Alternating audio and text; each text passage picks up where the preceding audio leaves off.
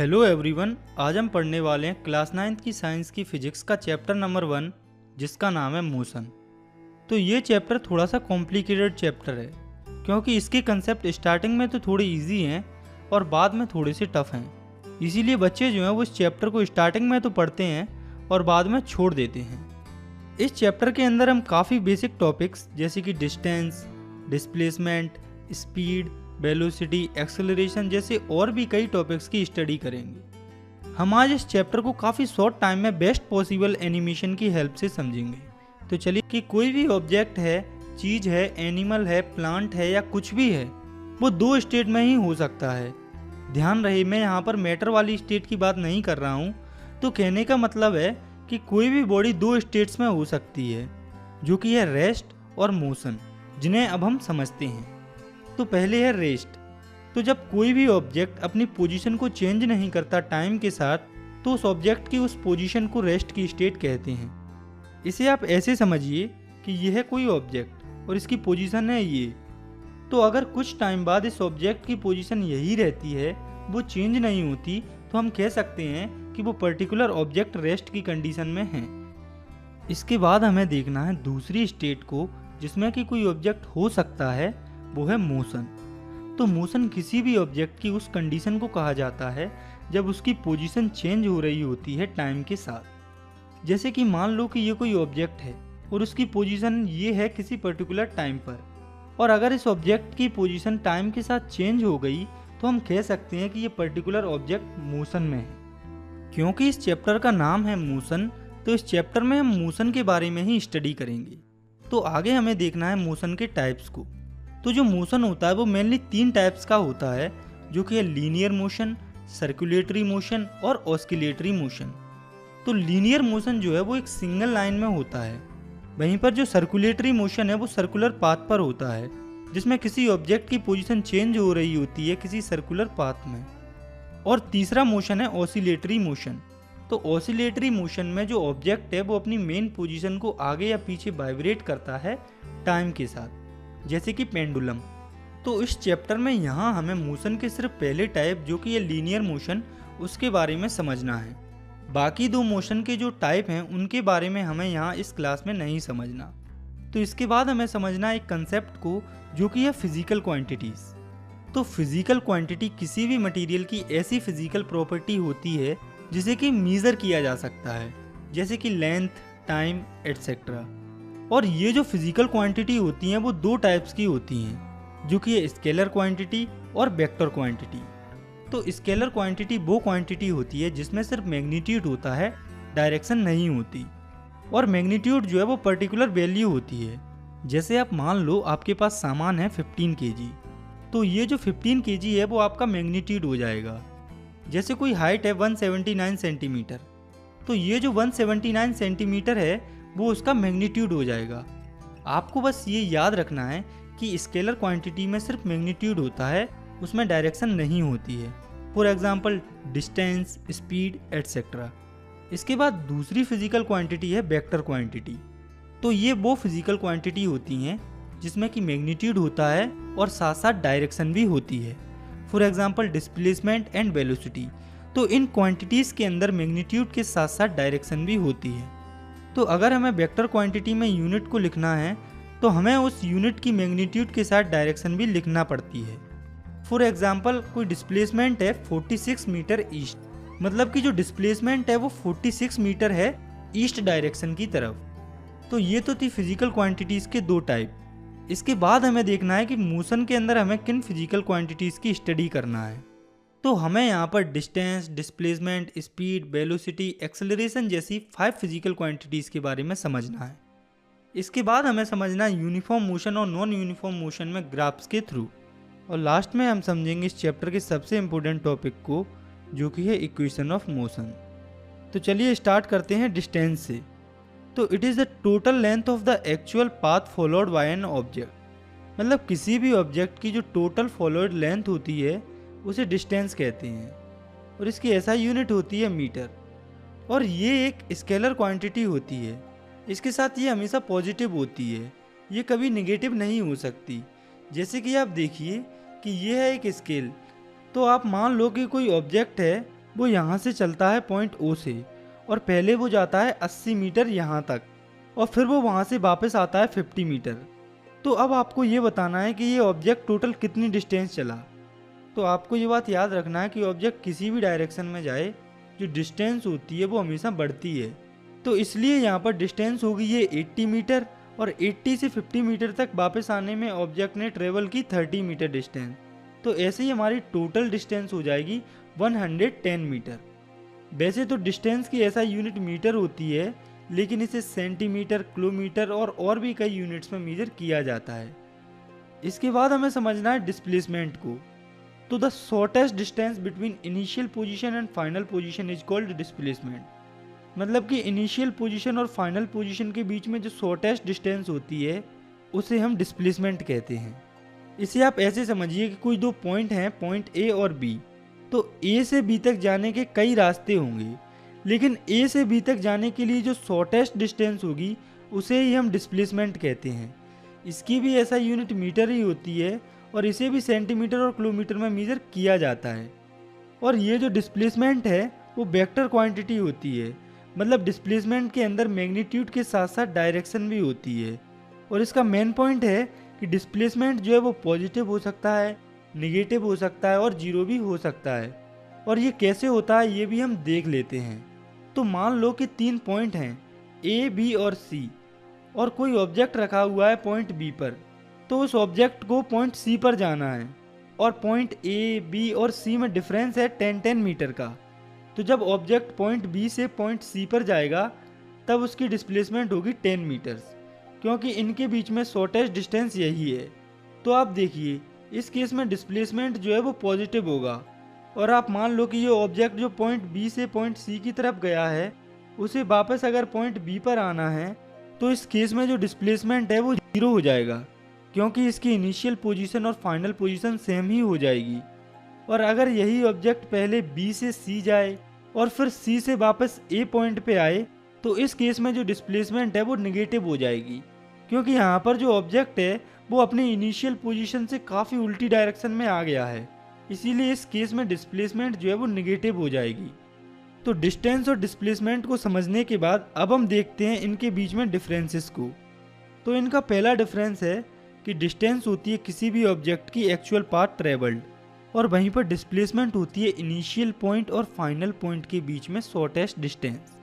और इसी के साथ डिस्टेंस एक स्केलर क्वांटिटी होती है, वहीं पर डिस्प्लेसमेंट एक वेक्टर क्वांटिटी होती है। और इसका तीसरा पॉइंट है कि डिस्टेंस हमेशा पॉजिटिव होती है और ये कभी भी नेगेटिव नहीं होती। और वहीं पर जो डिस्प्लेसमेंट होती है वो पॉजिटिव हो सकती है, जीरो हो सकती है या नेगेटिव भी हो सकती है। तो ये थे कुछ बेसिक पॉइंट इनके डिफरेंसेस के, जो कि हम पहले ही पढ़ चुके थे। तो डिस्टेंस और डिस्प्लेसमेंट को समझने के बाद अब हम समझते हैं दो और फिजिकल क्वांटिटीज़ को, जो कि हैं स्पीड और वेलोसिटी। तो पहले हम समझते हैं स्पीड के बारे में। तो स्पीड होती है distance travelled by body per unit time. मतलब कि पर यूनिट टाइम में कोई भी बॉडी जितनी डिस्टेंस ट्रेवल करती है उसे स्पीड कहा जाता है। तो स्पीड होती है डिस्टेंस पर यूनिट टाइम। हम इसे ऐसे भी लिख सकते हैं, speed equals to distance upon time. और यही स्पीड का फॉर्मूला भी होता है, और इसी फॉर्मूले से हम स्पीड की यूनिट भी निकाल लेंगे। तो यहाँ पर डिस्टेंस की यूनिट होती है मीटर और टाइम की यूनिट होती है सेकंड।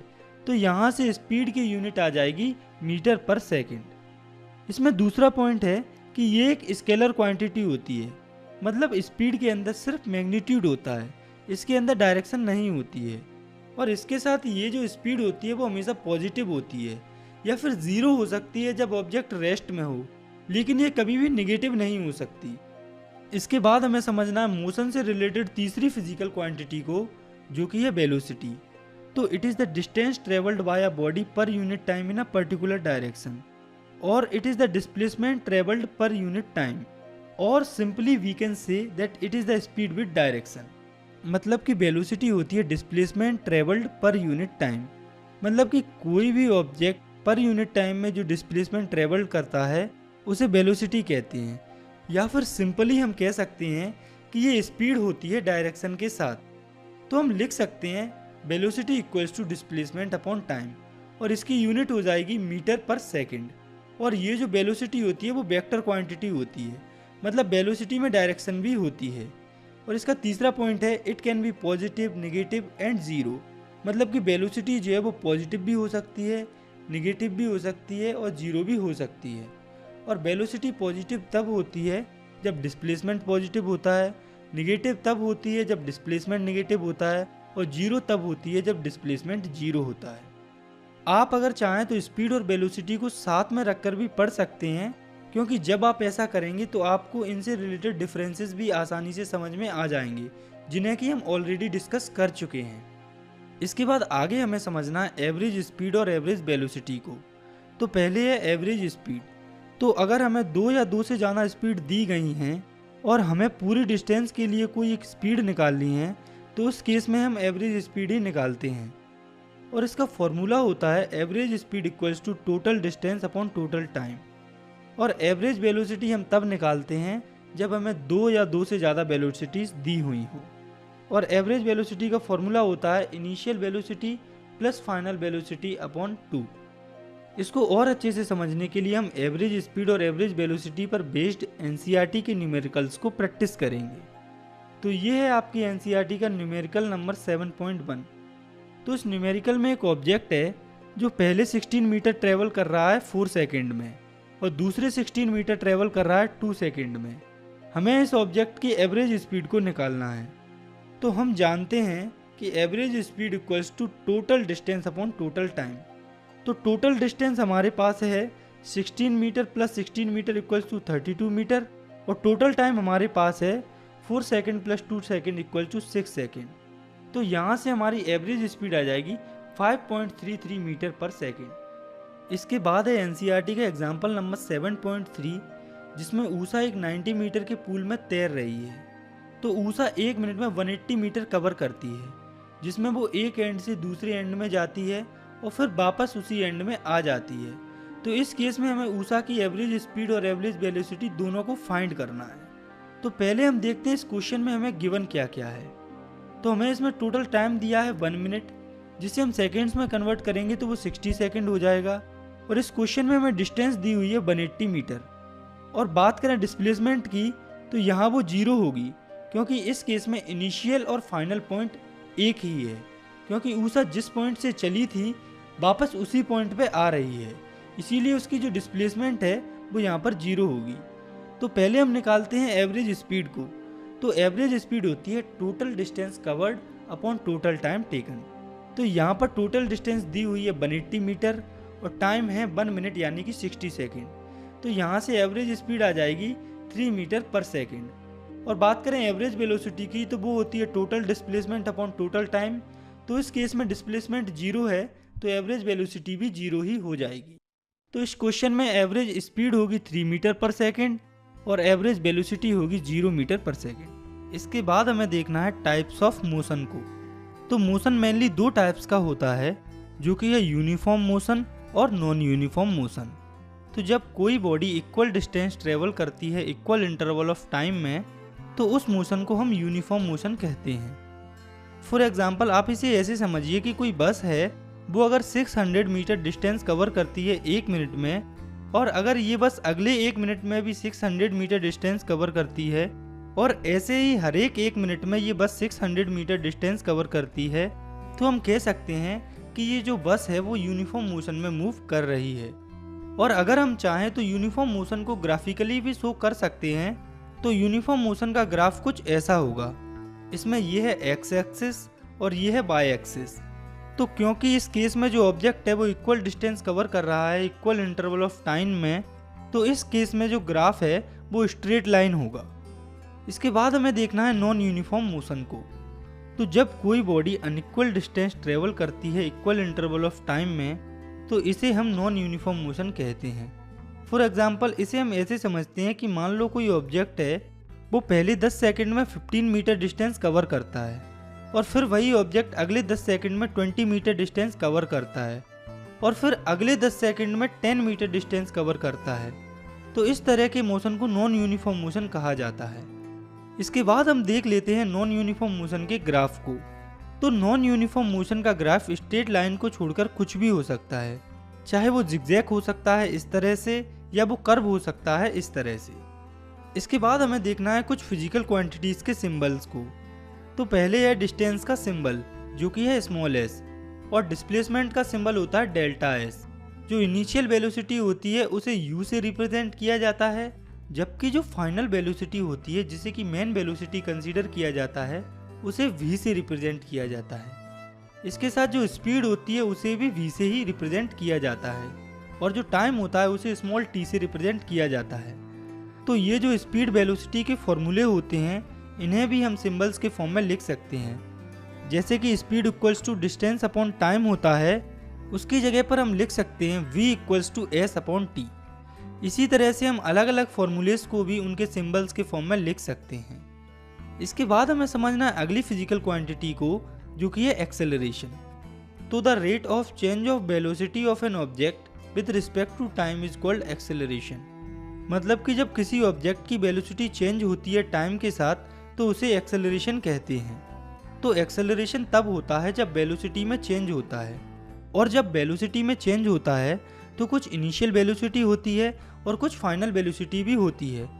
तो हम एक्सेलरेशन को कुछ इस तरह से लिख सकते हैं। एक्सेलरेशन को स्मॉल ए से रिप्रेजेंट किया जाता है, तो एक्सेलरेशन इक्वल्स टू होता है change in velocity upon time, जिसे हम लिख सकते हैं final velocity minus initial velocity upon time, यानी कि A equals to we minus you upon T.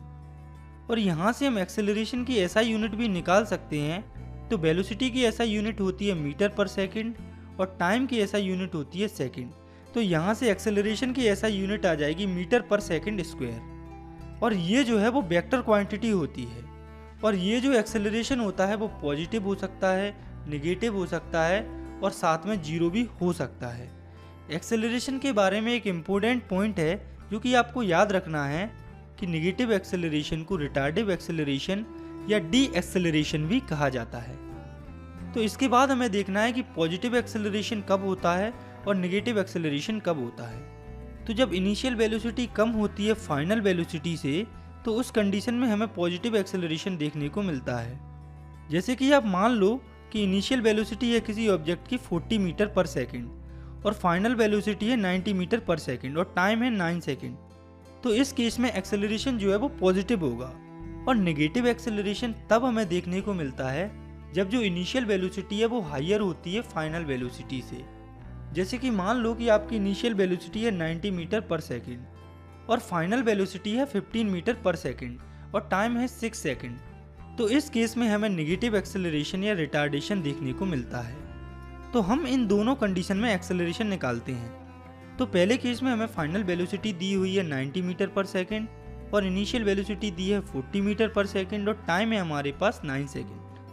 तो जब हम इन वैल्यूज़ को a equals to we minus you upon t वाले फॉर्मूले में रखेंगे तो हमारा एक्सेलरेशन आ जाएगा 5.5 मीटर पर सेकंड स्क्वायर, और ये पॉजिटिव एक्सेलरेशन होगा।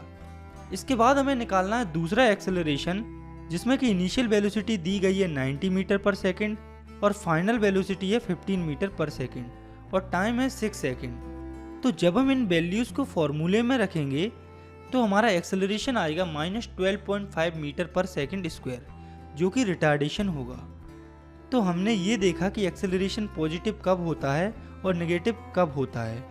अब हमें ये देखना है कि एक्सेलरेशन जीरो कब होता है। तो जब इनिशियल वेलोसिटी और फाइनल वेलोसिटी बराबर हो जाती है तब एक्सेलरेशन जीरो होता है। इसके बाद हमें देखना है एक्सेलरेशन पर बेस्ड एक न्यूमेरिकल को। तो ये जो आप अपनी स्क्रीन पर न्यूमेरिकल देख रहे हैं यह है एनसीईआरटी का एग्जाम्पल नंबर 7.4। तो इसमें राहुल जो है वो पहले 30 सेकंड में 6 मीटर पर सेकंड की वेलोसिटी अटेन कर लेता है। उसके बाद वो ब्रेक लगाता है और अगले 5 सेकंड में उसकी वेलोसिटी घटकर 4 मीटर पर सेकंड हो जाती है। तो हमें दोनों केस में वेलोसिटी फाइंड करनी है। तो पहले केस में टाइम दिया है 30 सेकंड और फाइनल वेलोसिटी दी हुई है 6 मीटर पर सेकंड। और क्वेश्चन में लिखा है कि राहुल ने 30 सेकंड में 6 मीटर पर सेकंड की स्पीड पकड़ी, तो उसकी इनिशियल वेलोसिटी जीरो होगी क्योंकि उससे पहले साइकिल रेस्ट पे थी। तो हम एक्सेलरेशन निकालने के लिए a equals to we minus u वाला फॉर्मूला लगा देंगे। तो v हमारे पास 6 है और u हमारे पास 0 है और टाइम है 30 सेकंड। तो यहाँ से हमारा एक्सेलरेशन आ जाएगा 0.2 मीटर पर सेकंड स्क्वायर। तो पहले केस में एक्सेलरेशन होगा 0.2 मीटर पर सेकंड स्क्वायर और अब बात करते हैं दूसरे केस की। तो इसमें दिया हुआ है कि वेलोसिटी जो है वो 5 सेकंड में कम होकर 4 मीटर पर सेकंड हो जाती है। तो इस केस में इनिशियल वेलोसिटी होगी 6 मीटर पर सेकंड और फाइनल वेलोसिटी है 4 मीटर पर सेकंड और टाइम है 5 सेकंड। तो जब हम इन वैल्यूज को भी एक्सेलरेशन वाले फॉर्मूले में रखेंगे तो हमारा एक्सेलरेशन आ जाएगा -0.4 मीटर पर सेकंड स्क्वायर। तो इस क्वेश्चन में पहले केस में जो एक्सेलरेशन है वो 0.2 मीटर पर सेकंड स्क्वायर से बढ़ रहा है और दूसरे केस में जो एक्सेलरेशन है वो -0.4 मीटर पर सेकंड स्क्वायर से घट रहा है, यानी कि दूसरे केस में रिटार्डेशन हो रहा है। इसके बाद हमें समझना है इस चैप्टर के आखिरी टॉपिक को, जो कि है ग्राफिकल रिप्रेजेंटेशन ऑफ मोशन। मतलब कि अब हमें ये जो मोशन है इसे ग्राफ्स पर रिप्रेजेंट करना है। तो इसके अंदर हमें मेनली दो ग्राफ्स के बारे में समझना है, जो कि है डिस्टेंस टाइम ग्राफ और वेलोसिटी टाइम ग्राफ।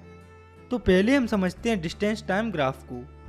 तो डिस्टेंस टाइम ग्राफ के अंदर भी हमें दो ग्राफ्स को समझना है, पहला जिसमें वेलोसिटी या स्पीड यूनिफॉर्म हो और दूसरा जिसमें स्पीड या वेलोसिटी यूनिफॉर्म ना हो। तो पहले हम समझते हैं यूनिफॉर्म स्पीड के ग्राफ को। तो आप नज़र डालिए इस ग्राफ पर, इसमें एक्स एक्सिस पर हमने लिया है टाइम को और वाई एक्सिस पर हमने लिया है डिस्टेंस को। तो अगर हमें किसी ग्राफ में एक्स एक्सिस पर टाइम दिया है और वाई एक्सिस पर डिस्टेंस दी है, तो ये जो लाइन है वो स्पीड या वेलोसिटी को रिप्रेजेंट करती है। और अगर ये वाली जो लाइन है वो स्ट्रेट है, तो इसका मतलब ये है कि यहाँ पर स्पीड जो है वो यूनिफॉर्म है, वो चेंज नहीं हो रही है। मतलब जैसे जैसे टाइम बढ़ रहा है वैसे वैसे डिस्टेंस भी बढ़ रही है। और ये जो डिस्टेंस टाइम ग्राफ होता है, इसकी हेल्प से हम वेलोसिटी भी फाइंड कर सकते हैं। जैसे कि आप सपोज कीजिए कि ये है डिस्टेंस टाइम ग्राफ के अंदर यूनिफॉर्म वेलोसिटी और हमें इसके अंदर पॉइंट ए से पॉइंट बी के बीच में वेलोसिटी निकालनी है। तो इसके लिए हम दोनों पॉइंट्स पर डिस्टेंस और टाइम को निकालेंगे। तो टाइम निकालने के लिए हम पॉइंट ए से एक वर्टिकल लाइन ड्रॉ करेंगे जिसे नाम देंगे T1 और पॉइंट बी पर भी एक वर्टिकल लाइन ड्रॉ कर देंगे जो कि होगी T2। और ऐसे ही डिस्टेंस को फाइंड करने के लिए हम एक हॉरिजॉन्टल लाइन ड्रॉ करेंगे पॉइंट ए से और दूसरी लाइन ड्रॉ करेंगे पॉइंट बी से। तो पॉइंट ए से पॉइंट बी की वेलोसिटी निकालने के लिए हम इन दोनों पॉइंट्स के बीच में टाइम और डिस्टेंस निकाल लेंगे। तो आप देखिए, अगर हम T2 में से T1 को माइनस कर देंगे तो हमें A से बीच की टाइमिंग का पता चल जाएगा। और ऐसे ही अगर हम S2 में से S1 को माइनस कर देंगे तो हमें A से B के बीच की डिस्टेंस मिल जाएगी। और अगर आपको इसमें अब भी कोई कन्फ्यूजन है तो आप इसे ऐसे समझिए कि हमें यहाँ से यहाँ तक की डिस्टेंस निकालनी है। तो इसके लिए हम ये जो डिस्टेंस है इससे ये वाली डिस्टेंस को माइनस कर देंगे। ऐसे ही यहाँ से यहाँ तक टाइम निकालने के लिए हम यहाँ तक टाइम से यहाँ तक टाइम को माइनस कर देंगे। तो इस हिसाब से हमारी स्पीड या वेलोसिटी का फॉर्मूला हो जाएगा। तो स्पीड इक्वल्स टू होता है डिस्टेंस अपॉन टाइम। तो डिस्टेंस है यहाँ पर S2 माइनस S1 और टाइम है हमारे पास T2 माइनस T1। तो यहाँ से हमारे पास स्पीड का नया फॉर्मूला आ जाएगा जो कि है V equals to S2 minus S1 upon T2 minus T1। इसके बाद आप देखिए इस ग्राफ को। तो ये है distance time graph non uniform motion के लिए। तो इस केस में जो वेलोसिटी वाली लाइन है वो स्ट्रेट नहीं होती, यानी कि इस केस में ये वेलोसिटी कर्व होती है। लेकिन इन दोनों केस में वेलोसिटी को निकालने के लिए ये वाला फॉर्मूला यूज होता है। तो ये तो बात हुई डिस्टेंस टाइम ग्राफ की। आगे हमें समझना है वेलोसिटी टाइम ग्राफ को। तो जो वेलोसिटी टाइम ग्राफ होता है उसके स्लोप से हमें एक्सेलरेशन देखने को मिलता है। वेलोसिटी टाइम ग्राफ को हम दो पार्ट्स में समझेंगे, जो कि ये यूनिफॉर्म मोशन, दूसरा हम समझेंगे यूनिफॉर्म एक्सेलरेटेड मोशन में। तो पहले हम देखते हैं इस ग्राफ को यूनिफॉर्म मोशन में। तो इतना तो हम जानते हैं कि यूनिफॉर्म मोशन हमें तब देखने को मिलता है जब ऑब्जेक्ट या बॉडी जो है वो इक्वल टाइम इंटरवल में इक्वल डिस्टेंस ट्रेवल करे, यानी कि जब ऑब्जेक्ट की वेलोसिटी या स्पीड कांस्टेंट हो। इसीलिए हमें यूनिफॉर्म मोशन में कुछ ऐसा ग्राफ देखने को मिलता है जिसमें वेलोसिटी कांस्टेंट है और इस केस में जो एक्सेलरेशन होता है वो जीरो होता है, क्योंकि इस केस में जो वेलोसिटी होती है वो चेंज नहीं हो रही होती, क्योंकि एक्सेलरेशन तो तभी हमें देखने को मिल सकता है जब वेलोसिटी चेंज होती है। और ये जो वेलोसिटी टाइम ग्राफ होता है इससे हम डिस्टेंस भी फाइंड कर सकते हैं। और ये हम कैसे कर सकते हैं ये हम अब देख लेते हैं। तो आप सपोज कीजिए कि कोई ऑब्जेक्ट है वो यूनिफॉर्म मोशन में मूव कर रहा है और हमें यहाँ पर इस पॉइंट से इस पॉइंट की डिस्टेंस पता करनी है। तो हम इस पॉइंट को A मान लेंगे और इसको B मान लेंगे और टाइम एक्सिस पर इस पॉइंट को C और D मान लेंगे। तो अब यहाँ पर हमें इस पॉइंट से इस पॉइंट की पूरी डिस्टेंस पता करनी है। तो आप इस स्ट्रक्चर को देखिए, ये एक रेक्टेंगल फॉर्म हो रहा है। तो अगर हम इस पूरे स्ट्रक्चर का एरिया निकाल देते हैं तो हमें डिस्टेंस मिल जाएगी। इसको और अच्छे से समझने के लिए हम इस पर एक न्यूमेरिकल प्रैक्टिस करते हैं। तो आप मान लो कि हमें वेलोसिटी दी हुई है मीटर पर सेकंड में 15 मीटर पर सेकंड और टाइम दिया है 8 सेकंड। हमें यहाँ से डिस्टेंस फाइंड करनी है। तो इन दोनों पॉइंट्स के बीच में आप देखिए, इस रेक्टेंगल में AC की वैल्यू है 15 मीटर पर सेकंड जो कि वेलोसिटी है। तो यहाँ से टाइम की वैल्यू होगी CD की वैल्यू जो कि होगी 8 - 2 = 6 सेकेंड। तो हम यहाँ से सिंपली एरिया ऑफ रेक्टेंगल का फॉर्मूला लगाकर डिस्टेंस निकाल लेंगे। तो एरिया ऑफ रेक्टेंगल होता है लेंथ इंटू ब्रेथ। तो ये हो जाएगा area of rectangles equals to AC into AB। तो 15 × 6 इक्वल्स टू हो जाएगा 90 मीटर। यहाँ पर हम डिस्टेंस को सिंपली स्पीड के फॉर्मूले से भी निकाल सकते हैं, और वो ऐसे निकाल सकते हैं क्योंकि यूनिफॉर्म मोशन में जो स्पीड या वेलोसिटी होती है वो हमेशा फिक्स होती है, और टाइम को हम t2 - t1 वाले फॉर्मूलेशन निकाल लेंगे। जैसे कि हमने इस क्वेश्चन में डिस्टेंस को एरिया ऑफ रेक्टेंगल वाले फॉर्मूले से निकाला, उसे हम सिंपली स्पीड वाले फॉर्मूले से भी निकाल सकते हैं। तो आइए निकालते हैं डिस्टेंस को स्पीड वाले फॉर्मूले से। तो हमें पता है कि यहाँ पर हर पॉइंट पर वेलोसिटी सेम है क्योंकि ये यूनिफॉर्म मोशन है जो कि है 15 मीटर पर सेकेंड, और टाइम यहाँ से आ जाएगा 8 - 2 = 6 सेकेंड। तो जब हम speed equals to distance upon time वाला फॉर्मूला लगाएंगे तो हमारी डिस्टेंस आ जाएगी 90 मीटर। तो अगर आपको कोई क्वेश्चन दिया है जिसमें बॉडी यूनिफॉर्म मोशन में है और आपको वेलोसिटी और टाइम पता है तो आप उसे दो टाइप से सॉल्व कर सकते हैं। तो ये तो था velocity time graph uniform motion के लिए, लेकिन हमें यूनिफॉर्म एक्सेलरेटेड मोशन के लिए भी वेलोसिटी टाइम ग्राफ को देखना है। तो इसके नाम से ही पता चल रहा है कि इस कंडीशन में जो एक्सेलरेशन है वो यूनिफॉर्म है, यानी कि वेलोसिटी टाइम के साथ चेंज हो रही है, लेकिन वो यूनिफॉर्मली चेंज हो रही है। तो यूनिफॉर्म एक्सेलरेटेड मोशन का ग्राफ कुछ ऐसा होता है। तो आप इसमें देख सकते हैं कि जो एक्सेलरेशन है वो यूनिफॉर्म है। तो अगर हम चाहें तो इस ग्राफ से डिस्टेंस भी निकाल सकते हैं। तो आप मान लो कि इस ग्राफ में दो पॉइंट हैं, पॉइंट A और पॉइंट B। हमें इस पॉइंट A से पॉइंट B की डिस्टेंस को निकालना है। तो इसके लिए हम पॉइंट A से एक परपेंडिकुलर या लाइन ड्रॉ करेंगे। तो आप इस डायग्राम को देखिए, अगर हम इस पूरे पार्ट का एरिया निकाल दें तो हमें हमारा डिस्टेंस मिल जाएगा। तो अगर यहाँ पर यूनिफॉर्म मोशन होता और वेलोसिटी चेंज नहीं होती तो ABCD के एरिया से ही पूरा डिस्टेंस निकल आता, लेकिन एक्सेलरेशन की वजह से जो कार की वेलोसिटी है वो चेंज हो रही है। इसलिए डिस्टेंस को फाइंड करने के लिए हमें इस पूरे स्ट्रक्चर ABCDE का एरिया निकालना होगा। तो आप यहाँ पर देखिए कि ABCDE एक ट्रेपीजियम का फॉर्म ले रही है। तो हमारी कैलकुलेशन को इजी बनाने के लिए हम A पॉइंट से एक लाइन ड्रॉ करेंगे बिल्कुल स्ट्रेट, जिसे हम E नाम देंगे। तो AE का मैग्नीट्यूड बराबर होगा BC के। तो आप देखिए ABCDE में दो स्ट्रक्चर फॉर्म हो रही हैं, जिसमें से एक है रेक्टेंगल AECD, एक है ट्रायंगल ABE। तो अगर हम इन दोनों के एरिया को एक साथ निकालकर जोड़ दें तो हमें हमारा डिस्टेंस मिल जाएगा। तो area of ABCDE equals to हो जाएगा area of triangle ABE plus area of rectangle AECD, जो कि होगा AC into CD plus 1/2 into AE into BE। तो चलिए इसको और भी अच्छे से समझने के लिए हम इस पर बेस्ड एक न्यूमेरिकल को प्रैक्टिस करते हैं। तो हमें एक कार दी हुई है जिसकी वेलोसिटी टाइम के साथ यूनिफॉर्मली बढ़ रही है। तो हमें इस पॉइंट से इस पॉइंट तक डिस्टेंस का पता करना है। कार की वेलोसिटी 10 मीटर पर सेकंड के हिसाब से बढ़ रही है हर 5 सेकंड में। तो इसके लिए ग्राफ कुछ ऐसा होगा। तो हम इस पॉइंट से यहाँ पर एक लाइन ड्रॉ करेंगे। यहाँ पर टाइम है 10 सेकंड, और एक लाइन हम ड्रॉ करेंगे पॉइंट P से। यहाँ पर टाइम है 20 सेकंड। तो यहाँ हम पॉइंट A से एक लाइन ड्रॉ करेंगे लाइन BC के पैरेलल में। तो इस AE की जो वैल्यू होगी वो बराबर होगी BC की। तो अब हम इनकी वैल्यूज़ को पहले लिख लेंगे। तो आप देखिए AB की वैल्यू है 20 मीटर पर सेकंड और BC की वैल्यू है 10 सेकंड, और ये पार्ट है BE, इसकी वैल्यू है 40 - 20 = 20 मीटर पर सेकंड। आपको यहाँ पर इनकी यूनिट्स को इग्नोर करना है। तो अब हम इनकी वैल्यूज़ को फॉर्मूले में पुट करते हैं। तो area of ABCDE equals to हो जाएगा area of rectangle ACDE plus area of triangle ABE। तो AC into CD plus 1/2 into BE into AE, जिनकी वैल्यूज़ हैं 20 × 10 प्लस 1/2 इंटू 20 इंटू 10।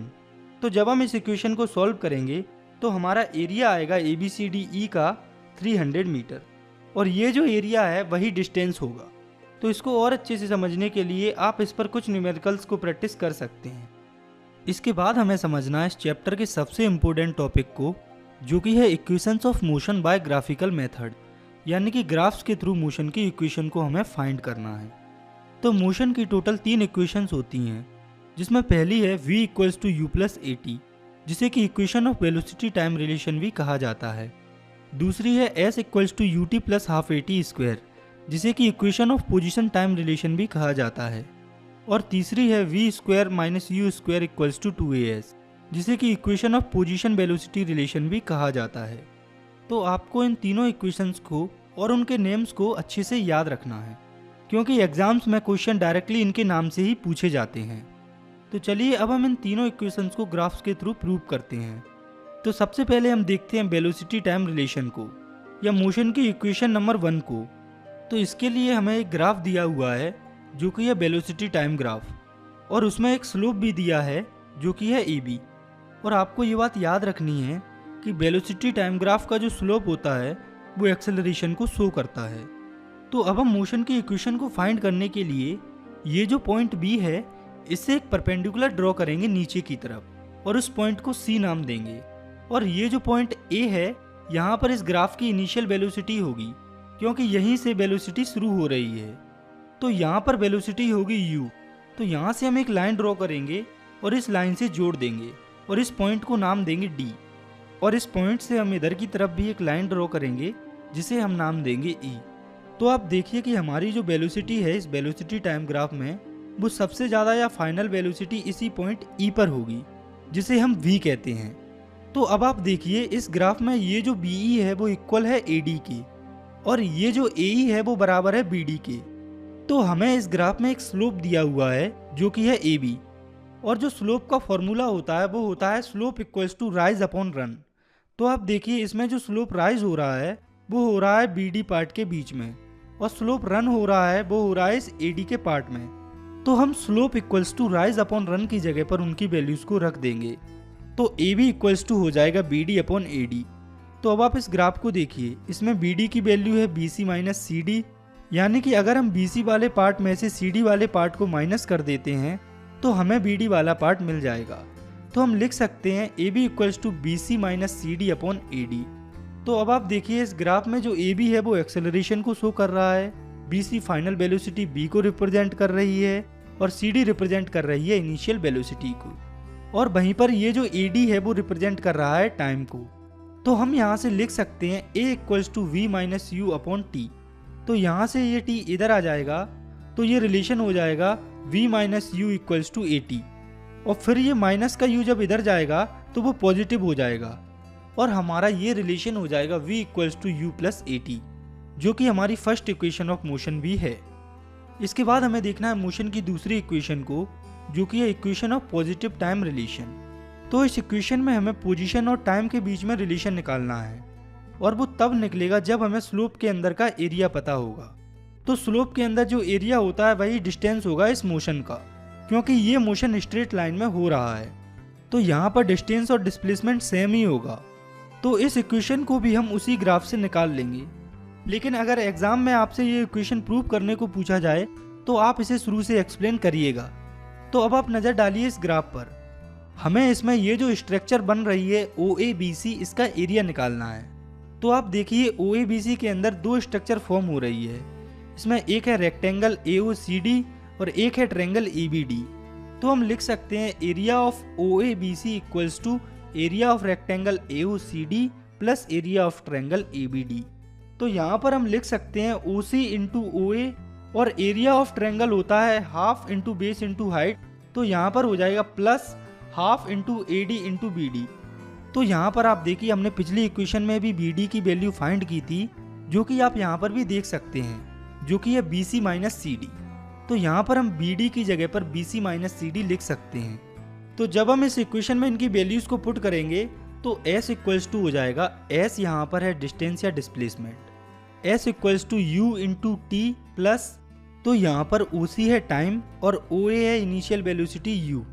तो ये हो जाएगा 1/2 इंटू वी माइनस यू। तो यहाँ पर ट्रायंगल की जगह पर ये वैल्यूज इसीलिए आई क्योंकि OC और OD की वैल्यूज इक्वल हैं और BC है फाइनल वेलोसिटी V और CD है इनिशियल वेलोसिटी U।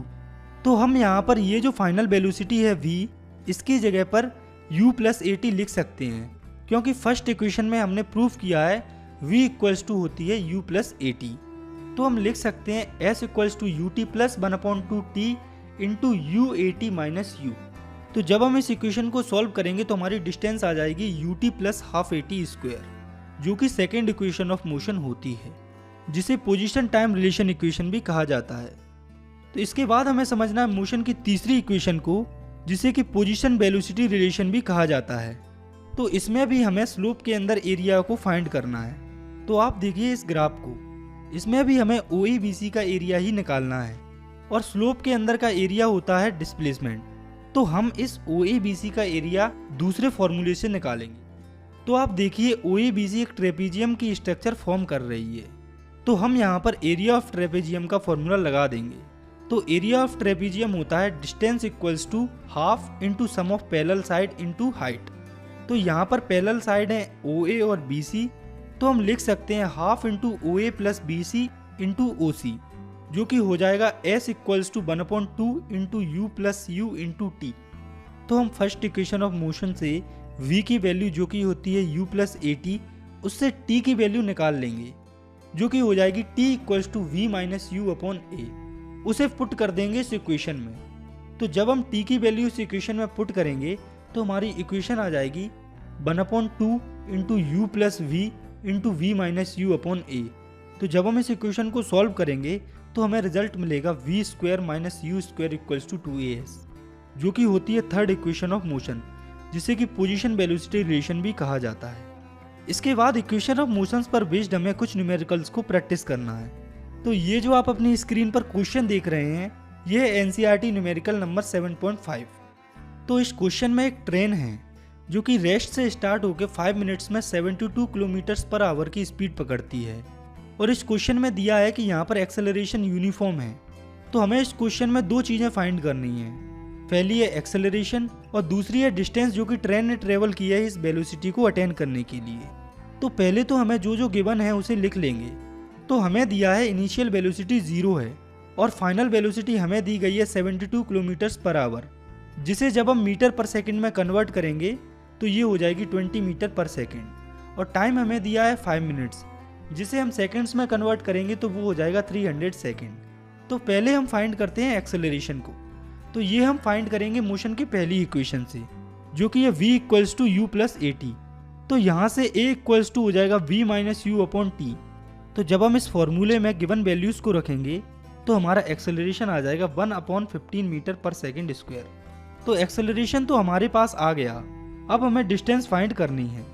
तो ये हम मोशन की सेकंड या थर्ड किसी भी इक्वेशन से निकाल सकते हैं। जैसे बुक में इसे थर्ड इक्वेशन से निकाला गया है, हम इसे सेकंड इक्वेशन से निकालेंगे।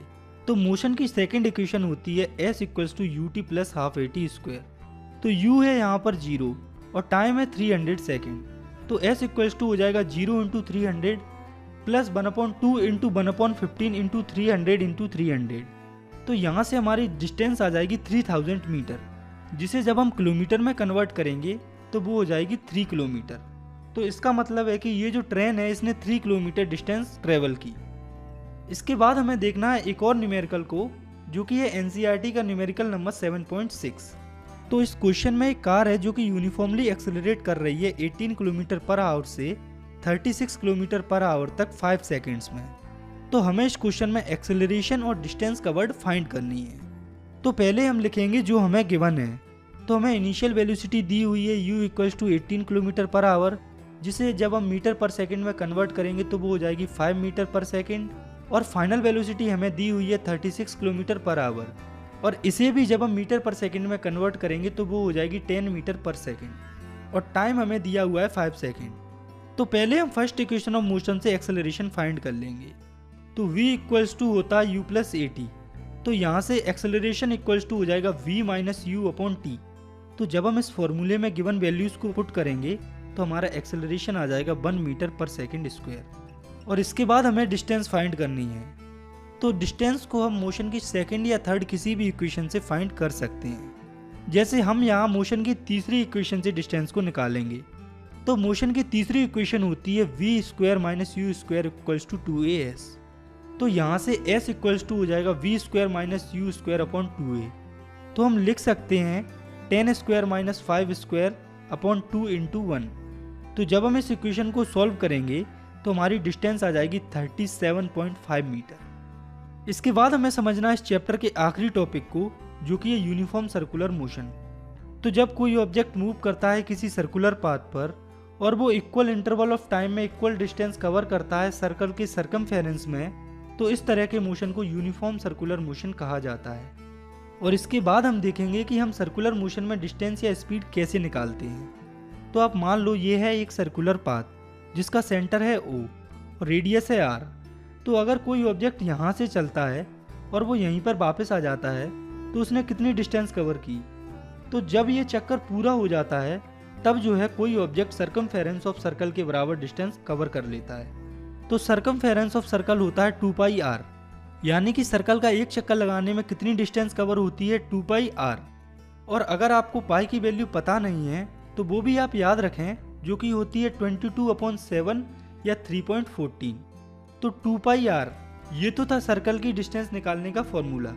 इसके बाद हमें देखना है सर्कल के अंदर स्पीड का फॉर्मूला। तो इसके लिए हम simply speed equals to distance upon time वाला फॉर्मूला लगा देते हैं। तो स्पीड इक्वल्स टू हो जाएगा डिस्टेंस अपॉन टाइम, जो कि हो जाएगा 2 पाई r अपॉन टाइम। तो इसी के साथ हमारा ये जो चैप्टर है वो यहाँ पर खत्म होता है। आई होप आपको अच्छे से समझ में आया होगा। अगर ये वीडियो पसंद आई है तो आप इसे लाइक कर सकते हैं और साथ ही अगर आप चाहें तो इस चैनल को भी सब्सक्राइब कर सकते हैं। तो मिलते हैं नेक्स्ट वीडियो में, तब तक के लिए thanks for watching, take care, bye.